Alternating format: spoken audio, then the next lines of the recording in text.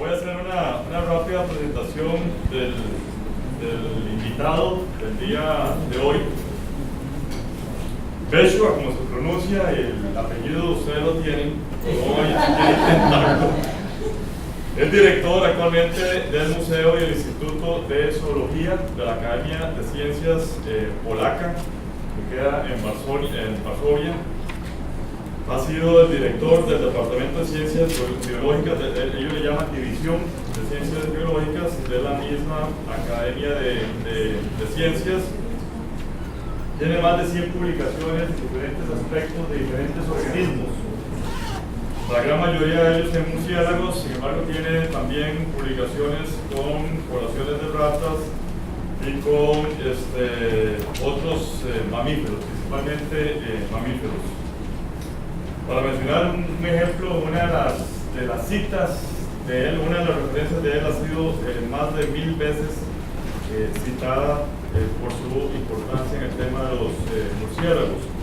Actualmente es editor del prestigioso journal especializado en murciélagos, se llama Acta Quiropterológica, desde 1999. Ya tiene 16 años de ser el editor de esta acta.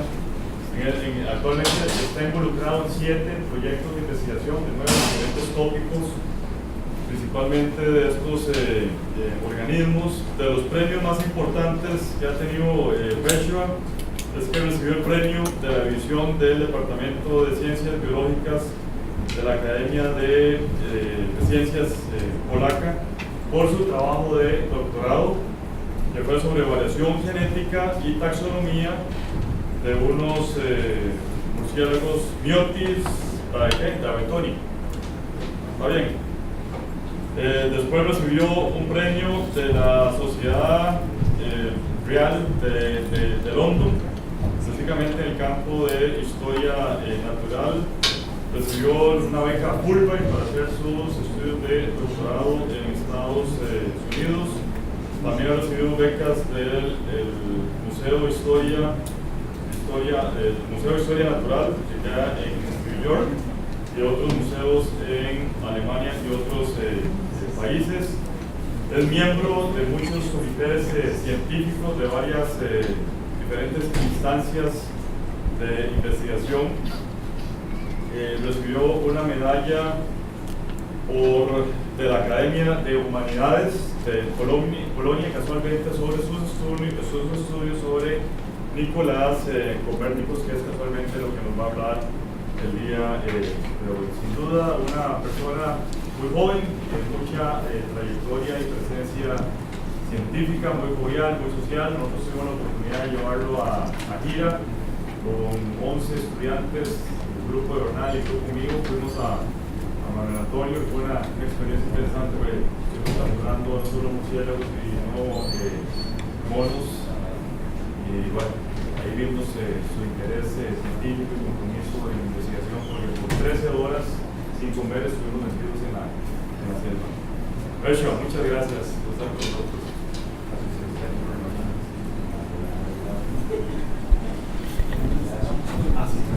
Thank you very much. As my Spanish is limited to vamos a la playa, so my talk will be just in English. I'm sorry for that. Let's hope next time it will be Spanish. I'm really grateful to Professor Gustavo Gutierrez and Bernal Rodriguez Herrera and the university to invite me here for this talk, and I'm happy to be here with such nice people. I met a lot of great students here, and I'm hoping to pick them up for the fellowship in Poland. So let's hope. But let's switch to my talk. I would like to tell you a little bit about Nicolaus Copernicus. Everybody knows, the famous astronomer, but what happened to him? So he was born in the Kingdom of Poland in 1473. His father died when he was at the age of 10. So the care of him was taken by the Bishop of Warmia, a very important figure in the Catholic Church, by his uncle Lucas Watzenroder. So here you have places which are connected with his history. He was born here and in Torun. These are recent borders of Poland, much larger than El Salvador. And this is Frombo. Then he has been working for a long time. He obtained a very good education at the universities at the Kingdom of Poland and in Italy, in Bologna, Padova and Ferrara. So most of his astronomical discoveries were made in Frombork, in northeastern part of Poland, when he served as a canon. And canon is a figure in the Catholic Church below the priest. He was never a priest. And he died at the age of 70 in 1543. So, as you know, he was the astronomer who proposed a world-changing theory. In 1543, in the year of his death, he published the Revolutionibus Orbium Celestium, on the revolutions of the heavenly spheres. But he also is known because he was a very educated person, and he worked for the King of Poland. He also published several other papers on completely different subjects. For example, he was very much interested in the economy, and in that science he is known as Copernicus Gresham law. His work is known as the Copernicus Gresham law, and that law says that bad money drives out good money. If there was a king falsifying money, then that money will be dominating in the economic world and not the good money with a good amount of gold and so on, or silver. This is one of his theses, and please remember that he lived in the 15th and 16th century. And what about his findings? We know about geocentric model, but I'm just curious if you ever thought, what does it mean? Of course, everybody knows that in the center is the Earth, but what about the other planets? So, before Copernicus performed mathematical works, people thought that in the center there is the Earth, and the next planet is the Moon. And afterwards you have Mercury, Venus, Sun, and Mars. Sun was once one of the planets between Mercury and Mars. Afterwards, he published the Revolutionibus Orbium Celestium. The system was completely changed. And now we know there is the Sun and some other planets. But when you count them, you won't see as many as we know about them today, because he performed all his observation by naked eye. So she reached his conclusions until Saturn, based on naked eye observations and just using very simple instruments. No telescope, no lunetas, nothing else. He was a very clever person. So he died in May 1543 because of too high blood pressure. He was paralyzed. And the legend says, perhaps it's true, that the Revolutionibus Orbium Celestium, his main work, which started to be published a few months before his death in Germany, came to him at the day of his death. So it's really amazing that although paralyzed, he was able to see his monumental work. On the other hand, he delayed his work because he knew that this is a revolutionary theory, and he was afraid that the church will forbid the book.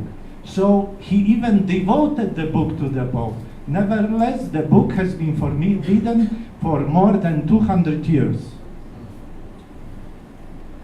So almost 500 years passed by.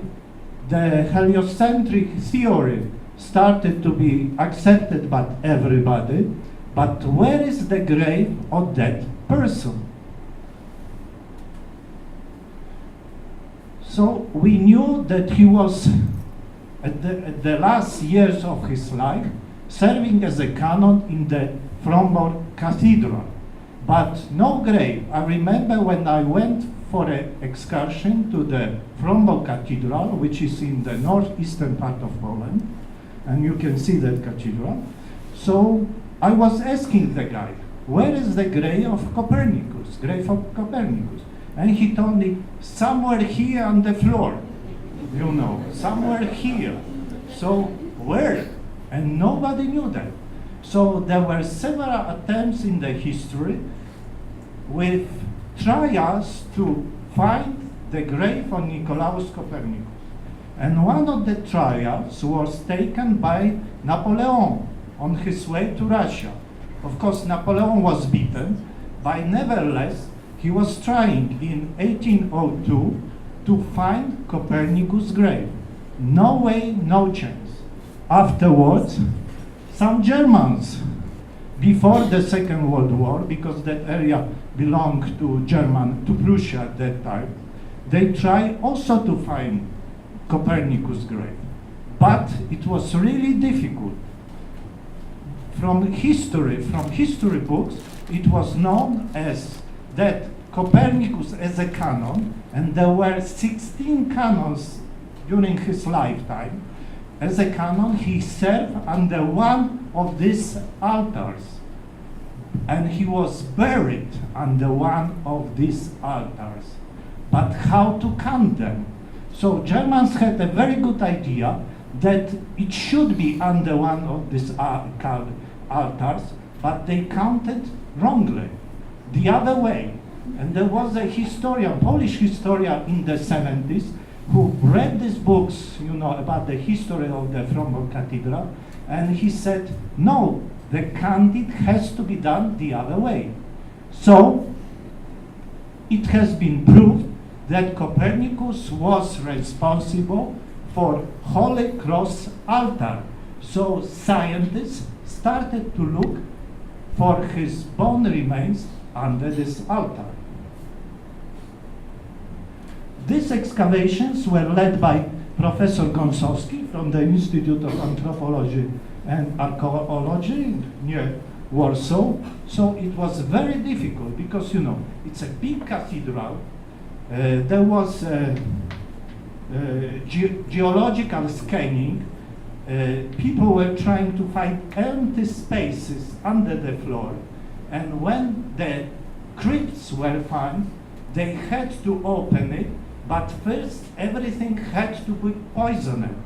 You know, perhaps from the books, that opening such open spaces with bodies inside, with bone remains inside, may pose a serious health problem to everybody working there. And there were some scientists, for example, working in Egypt, dying because of different poisonous bacteria, mortal bacteria and fungi living on the crypts. So it was really important to clean everything, and afterwards to take the floor out, to take sand out, because the same sand had to be put back after the discovery was done. So there were several skeletons under that Holy Cross altar, and one of them was at the age of 70. 60, 70, because based on the bones you cannot be very sure. So scientists assume that probably it's the skeleton of Nicolaus Copernicus. And there was found a cranial part of the skull, but never mandible. So we don't know why. It simply mandible disappeared. So there were some scannings of the skeleton done using 3D scanners, and you see this is the part of the cranium without incisive, and another picture of the cranium, and 3D reconstruction of the skull and some bones from the grave which was suspected to belong to Nicolaus Copernicus. And having this material and 3D scanning, you can make 3D model which later can be used for reconstruction of face and so on. So the model was ready at that time to face reconstruction. How does the Copernicus look like? There are several portraits from after, but all of them were made after his death. So the latest ones are from the second half of the 16th century. And this is one of them. As you will see, carefully, he had straight hair and rather long nose. Intelligent person, I'd like to say. What's also important, do you have long noses?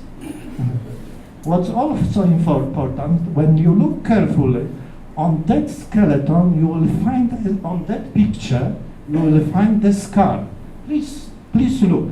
And that picture was made by a painter who was known by very good work, very detailed work. During his paintings were done with very high precision. So scientists assume that that scar probably is not an artifact, that could be a true. So this is one of the portraits from the second half of the 16th century. And this is another one, completely different. You see curved hairs and so on. But look, there is again the same scar on the portrait, completely different. And this is the skull, which was taken from the Holy Cross altar, the same. You see, probably when he was young, he could fall down and make such a scar here on this size. So afterwards, there was a central police laboratory which was engaged in the face reconstruction. And I talked to that policeman, Dariusz Zajdel, you know, about his reconstruction, because it's very difficult. You need a lot of experience. The jaw was missed.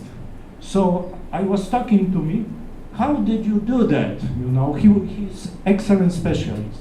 And I said, simply I invested a lot of time, and based on my experience, I made this reconstruction. And what did you find? What do you think? Because he didn't know with whom he's working. You know. What did you find?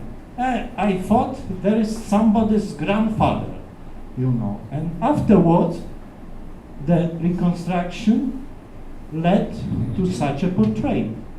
So when you will look carefully at the portrait from Goluchov, the first portrait I presented, and this one, they are more or less similar.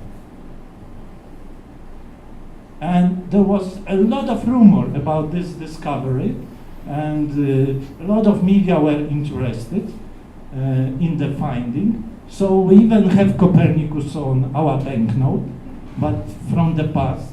Now we have no such huge banknotes. After the nomination, 1,000 equals 1, but it was the time we were millionaires. So we really appreciated that. But now look carefully at the pictures. So everything was fine. You see, reconstruction, skeleton, but I thought that it's not enough. So I went to this study by chance, because I was shaving myself in the bathroom, you know, listening to the radio, and I heard that scientists discovered the skeleton of Copernicus. So I thought they certainly will need a genetical proof that it's true. So I took a phone and I called the professor from the Institute of Anthropology archaeology say in the future you will need a genetical proof. But you know, archaeologists are different.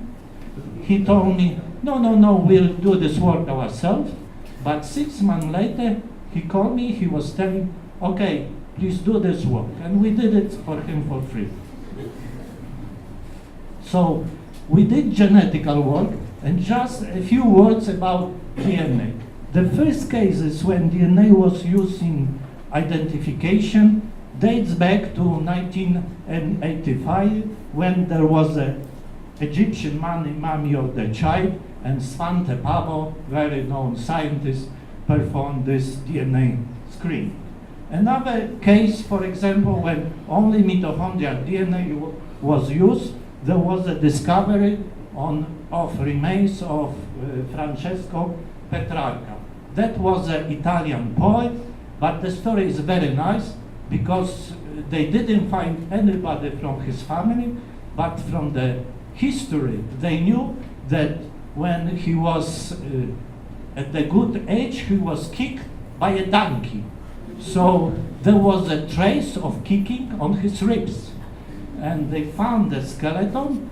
They proved that there were some kicks on the ribs. Some ribs were broken. Not sure if by donkey or not, but nevertheless that was the trace helping the identification. And this is another very well-known story. The last Tsar of Russia and his family, the entire family was shot by Bolsheviks, and many dozens years later, DNA checking after finding some bones in different places proved that they really belong to the Romanovs family. So what's about our study? At that time we had very simple equipment, so we focused on mitochondrial DNA. And as you know, mitochondrial DNA is passing from mother to daughter, from daughter to her daughter, etc., through matrilineal line. So we took some bone samples, the molar, and a part of femur, the second molar, and the part of marrow, to perform this DNA identification. Because the people were not certain if the bone remains which were dispersed, all bone remains, belong to the same skeleton. So there was femur here, humerus here, cranium here. So we studied different parts of the body and we proved one thing. This is a single individual. So we made just a very preliminary step. What about the other things? So we needed a reference. As you know, in genetical studies, in this type of studies, you need somebody to compare with. But how to find somebody? Just making an announcement, all Copernicus, please come or please call me? Impossible. In fact, it wouldn't be true. So there were some other scientists looking for graves, for bone remains of his family. And when looking at the mitochondrial DNA, it's, as I was telling you before, it's passed through maternal line, from mother to daughter, maybe passed to the son, but afterwards it stops. So there is a Copernicus, that's his mother, so he could have the same mitochondrial DNA like his father, and that's his grandmother. So his mother had the same mitochondrial DNA that his grandmother. And there is his uncle, Lukas Watzenroder, the person taking care of him when he was young.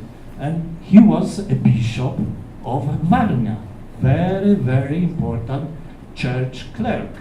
So we thought nothing easier like find his uncle.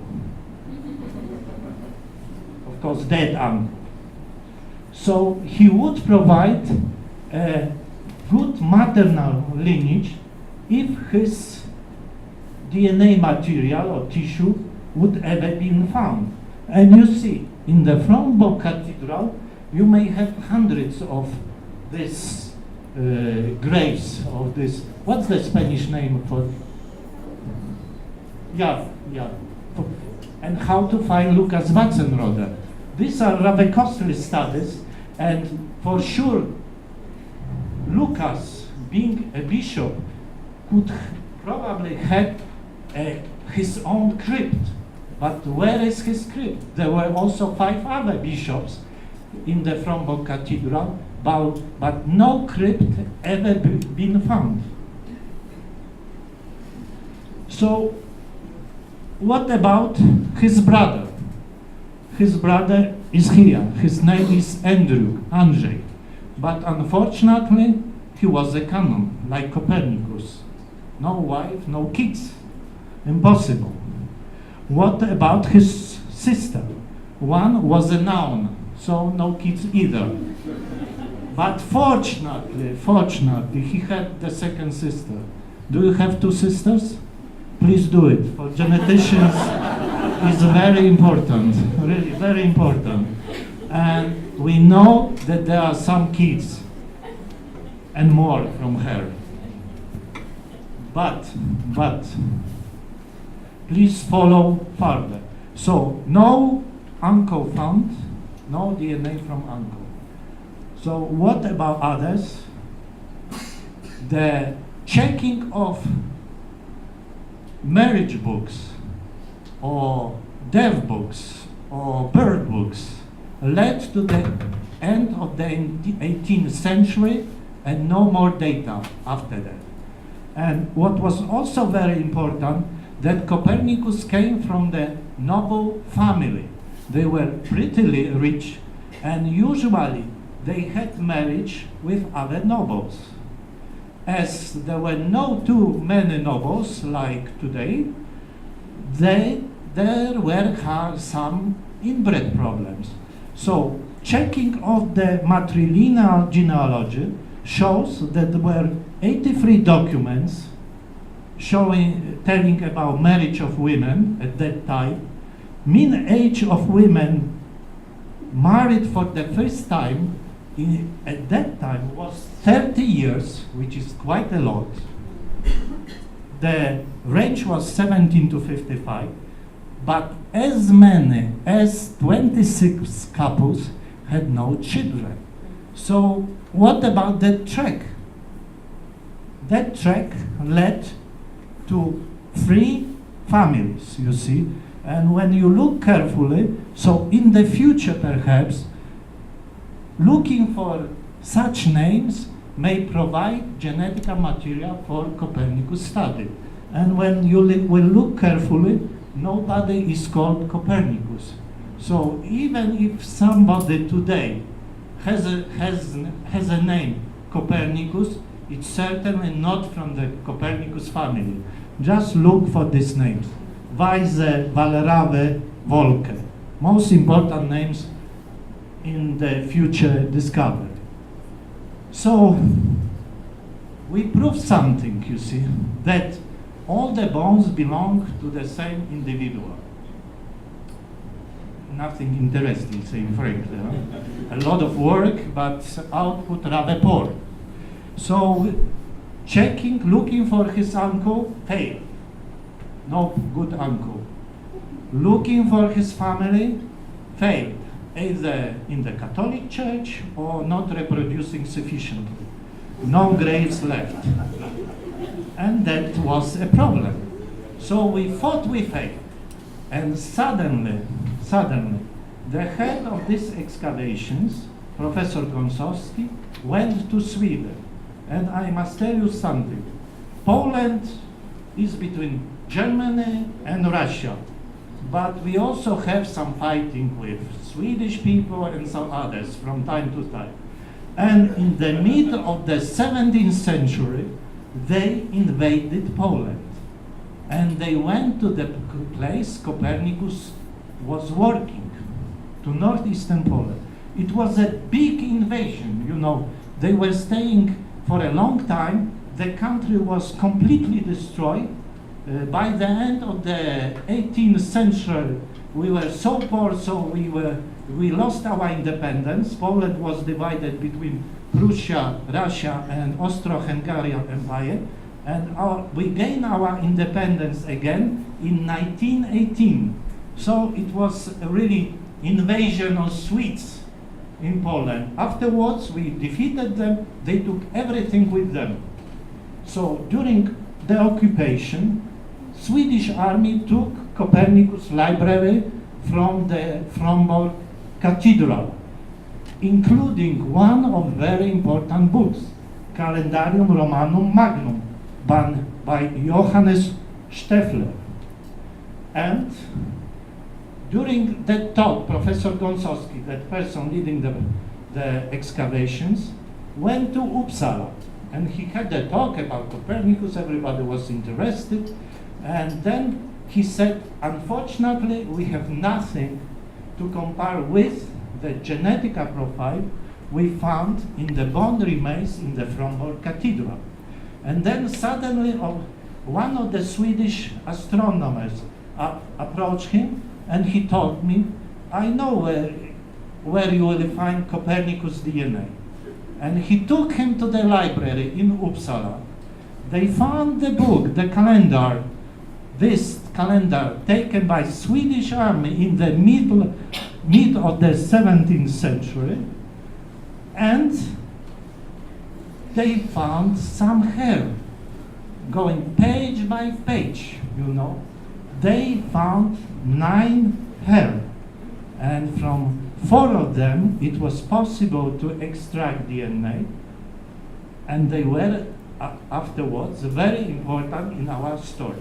Please wait a while. Just a suspense. So they were looking very, very carefully. Why this book is so important? Because he had a lot of books in his library, and books were very valuable at that time. That's why the Swedish took that as a trophy. Because in that book there were handwritten notes by Copernicus, and it was obvious that they aged something, the time span was something like 25 years. So he was using this book for at least 25 years. And then you see how the hair is important. So we did the genetic analysis. We had mitochondrial DNA from molar and femur. And then Swedish genetics, they had 9 hair. From 4 hair shafts, it was possible to extract DNA. 5 failed. It's very difficult to do it from hair. But 2 of them match perfectly the DNA profile we found in bones under the floor several hundred kilometers away from Uppsala, Sweden. So we really were very happy. And in our opinion, it was a good indication that the bone remains belong to Copernicus. So we also performed some genetic analysis, and unfortunately it appeared that Copernicus belonged to, in terms of mitochondrial DNA, to H haplogroup. And H haplogroup is very common in Europe. Something like 50% of people have H haplogroup.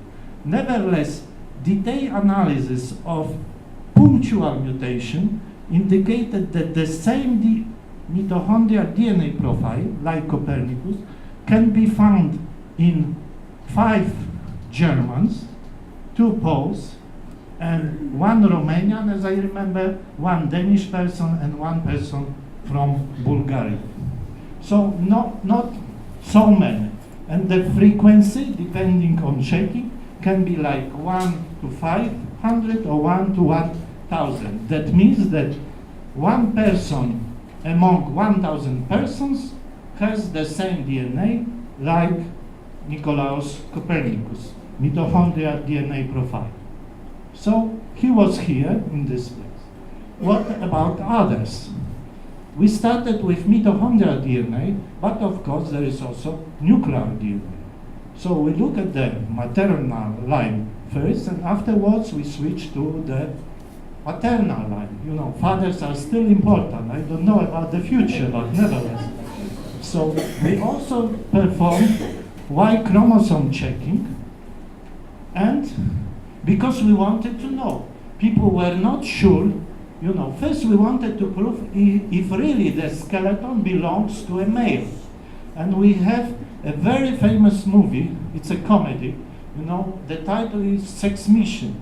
This is the word, who knows, perhaps it's true, when all men disappeared and only women are left. But two men survived because they hibernated. And they discovered by women, you know. And let's say 100 years later, and after brainwashing, many of them didn't know that even men existed in the past. So when they started asking where we are, what happened, everybody was, where is Copernicus? So everybody was saying to them, Copernicus is a woman, because they didn't know that men exist. So, but using our DNA studies, we proved that Copernicus was a man. It was another huge discovery. So we performed that Y chromosome profile checking, and it didn't provide too much information, you see. The same Y chromosome can be found in several people in Europe, living in Europe, you know. But nevertheless, still in Poland, because we count Copernicus is from Poland. Germans are of different opinion, but nevertheless, I'm counting on Poles. So, this is the story. When we are looking at the maternal line, you know, at mitochondrial DNA, then it started to be obvious that his mother probably came from Prussia, from Germany. And these are these points, you know. Afterwards, some others were added. So who knows? But based on the history, probably Prussia.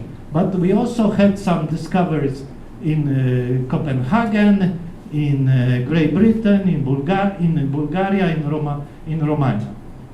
And in terms of paternal checking, as you saw, there were several points, but nevertheless, Poland and history and Germany was among them. So, after discovering that the bones belonged to a single individual, that Copernicus was a man, we were curious, perhaps we can get more interesting results, you know. So we also performed DNA checking in terms of phenotype. So, for example, we look at a single mutation at one of the genes, HERT2 gene. And here, based on the mutation, you have probabilities of iris color. So here, for example, for this CC mutation, there is high probability that the person will have this color. Here for CT, rather this color, but this uniformly more or less distributed. The same in the case of timin mutation. How was in the case of Copernicus? We found that probably he had blue as a gray eye, green cannot be excluded, hazel only 3%, but certainly not brown, neither brown nor black. So this is probably the color of Nicolaus Copernicus. Beautiful eye, look at this. So we published this paper about our discovery in Proceedings of the National Academy of Sciences, and we also proposed them the cover, you know, the face of Copernicus and its coding, CT. Nevertheless, they didn't accept the cover, but the paper was published, so we are very grateful to them. So, what happened later? In the Catholic Church, as you know well, if bones are taken out, they have to be put back, and it has to be done in a proper way. So there was the second funeral, which was taken place in May 2010, almost 500 years later.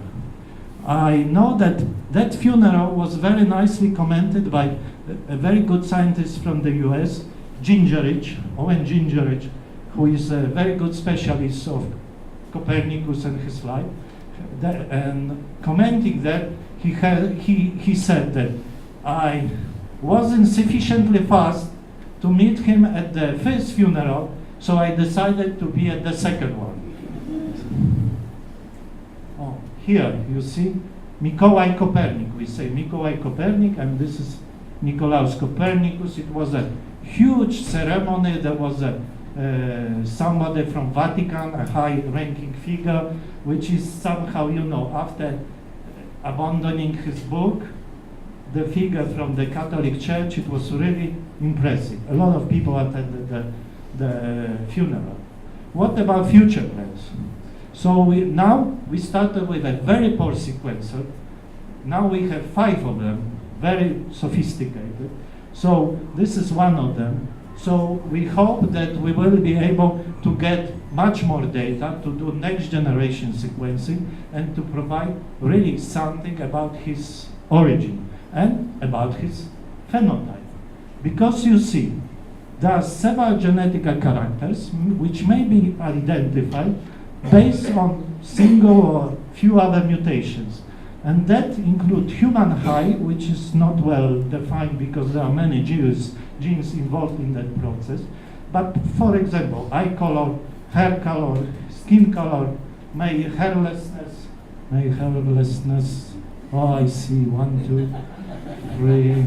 So that can be checked in the genes. Hair morphology, as you remember, the pictures of drawings of Copernicus were very different, either curly or straight hair. Facial morphology, earlobe, shape, everything can be checked using genetics. It's a fantastic tool. So this is about hair morphology, but genetics proved that he had straight hair. So his face was rather more similar to that one than to this one. And what's about another discovery? Because there are several books in Uppsala which were taken as a trophy from Poland, And among one of them, there were some hairs of somebody else, a cat. So perhaps we will know which cat was staying with Copernicus, who knows? Future plans, you see, because genetics is a fantastic tool. I love it. So, for example, we are working with the bone remains of royal family members, of the first royal family members, which created the country. And Poland was Christianized in 1966. And this is the picture of our first king, the banknote 2000. It's now like this. But nobody knows. This is just an imagination. We have no access. There are no his bones available. But nevertheless, there are some bones from his family, through the paternal line, from the 11th and 12th century. So now we are involved in sequencing of the entire genome of these bones to get an idea where this dynasty is from. There are 3 hypotheses. Vikings, Swedish everywhere, I don't know who is Swedish here. Then autochthonic people, Slavs, or perhaps from Moravia, from the southern part of the continent, let's say. And another project, this is about gigantismus. This is a person, gigantismus, of course, it's a rare disease, but nevertheless, what's really interesting, that person was found in bone remains date back to the 12th and 13th century.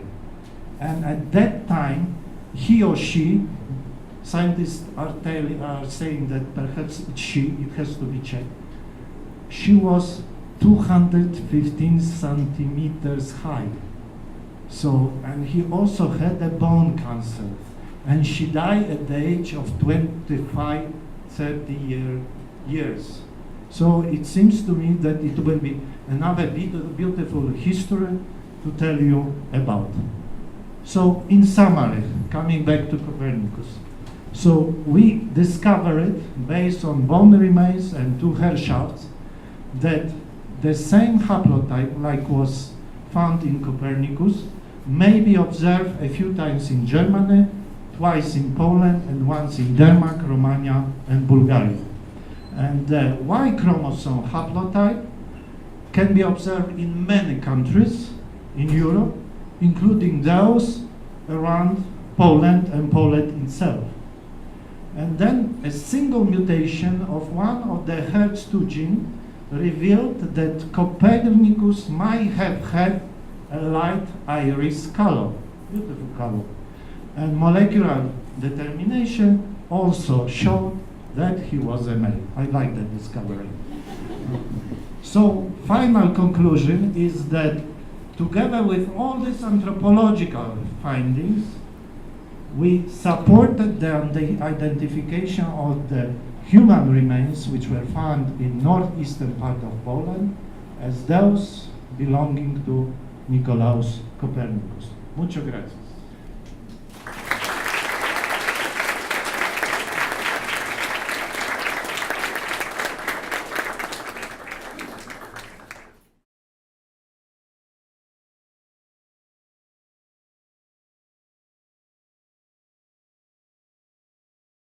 Diferentes instancias de investigación.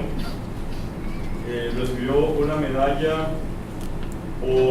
de la Academia de Humanidades de Polonia, casualmente sobre sus estudios sobre Nicolaus Copernicus, que es casualmente lo que nos va a hablar el día de hoy. Sin duda, una persona muy joven, con mucha trayectoria y presencia científica, muy jovial, muy social. Nosotros tuvimos la oportunidad de llevarlo a gira con 11 estudiantes, el grupo de Bernal y el grupo mío. Fuimos a Manuel Antonio, fue una experiencia interesante, porque estuvimos capturando no solo murciélagos sino monos, y bueno, ahí vimos su interés científico y compromiso en la investigación, porque por 13 horas sin comer estuvimos metidos en la selva.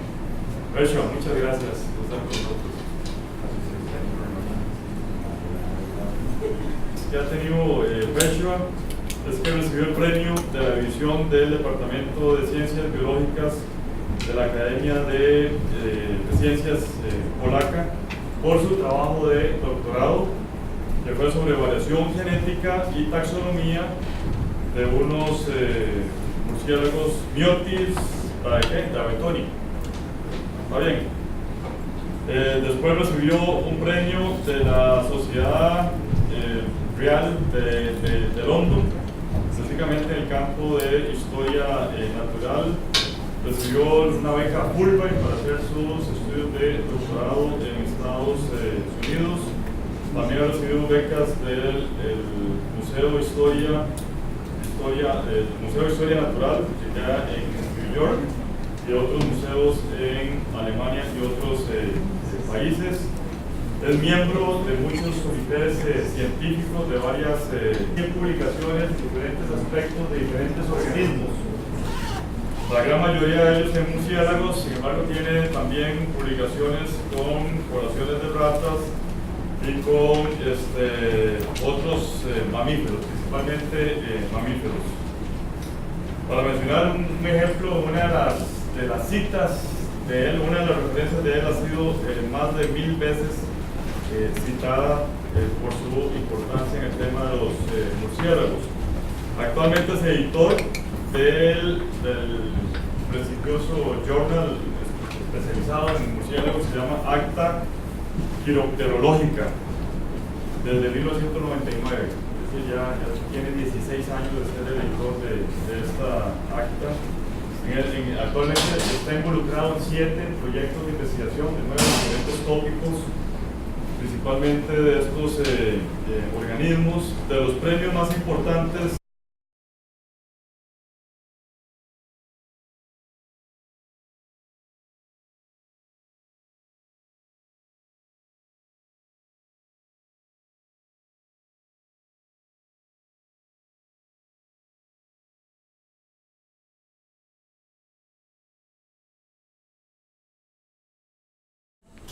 voy a hacer una rápida presentación del invitado del día de hoy. Beshua, como se pronuncia, el apellido ustedes lo tienen, no voy a intentarlo. Es director actualmente del Museo y el Instituto de Zoología de la Academia de Ciencias Polaca, que queda en Varsovia. Ha sido el director del Departamento de Ciencias Biológicas, ellos le llaman División de Ciencias Biológicas de la misma Academia de Ciencias. Tiene más de... Thank you very much. As my Spanish is limited to vamos a la playa, so my talk will be just in English. I'm sorry for that. Let's hope next time it will be Spanish.